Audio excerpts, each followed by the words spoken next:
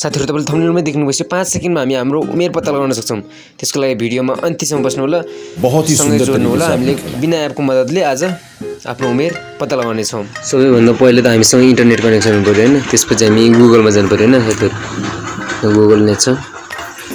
गुगलमा गएर हामीले एज क्याल्कुलेटर भनेर सर्च गरे पनि हुन्छ कि age calculator CALC age calculator Nepali हैन। नेपाली हेरौँ है त हामी सबैभन्दा पहिला सुरु आइरहेछ नि हाम्रो जुन वेबसाइट हो यसमा ट्याक्क थिच्यो भने हामी त्यो वेबसाइट भित्रै जान्छौँ। अब यहाँ देखाउँछ यसले चाहिँ हाम्रो नेपाली डेट देखाइदिन्छ कि सिधै नेपाली डेटबाट निकाल्न मिल्छ। अनि इयर भनेको यहाँ अब इयर भनेको जन्मसाल भयो नि यिनीहरूले यहाँ दिनु पर्यो अब जन्मसालहरू। यहाँ मैले दिएँ है अब 2060 गरिदिउँ है त 6 महिना यतिकै ल। अब यसले उमेर देखाउने ठ्याक्क अब 18 वर्ष 11 महिना 29 दिन भयो कि जन्मेर। ठ्याक्क यो सिम्पल त रहेको कुनै पनि एप पनि डाउनलोड गर्नु पर्दैन कि हामीले। त्यो एप डाउनलोड गर्ने हामीले हामी एकैछिनमा गुगलमा गएर सर्च गर्ने त्यो ठ्याक्कै सुरुमै देखाइदिहाल्छ। एपमा पनि अब देखाउनु चाहिँ मिनेट हैन सेकेन्ड सबै देखाइदिन्छ। यसमा यो नेपालीमा चाहिँ जस्ट यसले कति वर्ष भयो कति महिना कति दिन मात्र देखाउँछ कि ठ्याक्कै यो नेपाली वेबसाइट भयो यो चाहिँ हैन। अब हामी इंग्लिशमा हेरौँ है। इंग्लिश डेटबाट हिसाब गर्दा चाहिँ एज क्याल्कुलेटर मात्र गऱ्यो भने इंग्लिश डेट वाला देखाउँछ। इंग्लिश डेट हाल्नुपर्ने जन्म इंग्लिशबाट जन्ममिति इंग्लिशबाट हाल्नु पर्यो।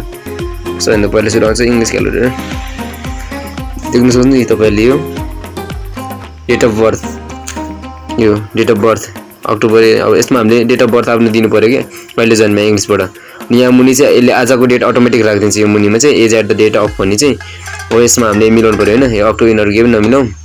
यसमा चाहिँ मिलाइदिउँ हामी पल्लो छेउमा। हामी 2002 गरिदिन्छ हैन। ट्याक्क अब हामीले ट्याग गरिदिउँ। अब यसमा हेर्नुस् यहाँ क्याल्कुलेटरमा ट्याक्क थिचिदिउँ त यसले हिसाब गरेर देखाइदिन्छ। देख्नुभयो यहाँ 20 वर्ष भयो रे 0 महिना 0 दिन भयो रे। अनि 240 महिना भयो रे 0 दिन भयो रे। अथवा 143 हप्ता भयो रे 4 दिन भयो रे। 7305 दिन भयो रे हैन। घण्टा कति भयो मिनेट कति भयो सेकेन्ड ए टु जेड देखाइदिन्छ। कुनै पनि एप डाउनलोड गर्नु पर्दैन। सिम्पल तरिकाले सिधै गुगलमा गयो एज क्याल्कुलेटर सर्च गर्यो ठ्याक्क एकैछिनमा वेबसाइटमा जान्छ एकैछिनमा देखाइदिन्छ। यसले धेरै एमबी पनि खाने हैन। जसरी अब हामीले एप गर्नको लागि एमबी पनि चाहिन्छ नि साथीहरु। त्यसरी हामीले एकैछिनमा एज क्याल्कुलेट गर्न सक्छौँ है आफ्नो। अब कन्फ्युजन हुन्छ नि त हैन हाम्रो कति उमेर भयो अब जन्मसाल नगर्ने के भन्ने भन्छन् हैन। यसले एक्ज्याक्ट टाइम क्याल्कुलेट गरिदिन्छ कि र साथीहरु यसरी हामीले क्याल्कुलेट गर्न सक्छौँ। अब एउटा कुरा यहाँ हामीले के प्रब्लम हुन्छ नि इंग्लिश डेट चाहिँ कति हो भन्ने कुरा कसैले थाहा हुँदैन कि हाम्रो। नेपालीबाट त जन्ममिति थाहा छ तर इंग्लिशबाट थाहा छैन हामीलाई। यसमा चाहिँ कसरी क्याल्कुलेट गर्ने भन्ने कुरा हुन्छ किन। त्यसको लागि नि पे गर्नुपर्छ। मैले त्यसको लागि छुट्टै भिडियो बनाएको छु। त्यो कसरी हामीले हाम्रो जुन नेपाली जन्ममितिले कसरी इंग्लिशमा कन्भर्ट गर्न सक्छौँ त्यसको बारेमा मैले छुट्टै भिडियो बनाएको छु। त्यसमा इन्डी स्क्रिनमा भिडियो दिएको छ हेर्नु होला है त।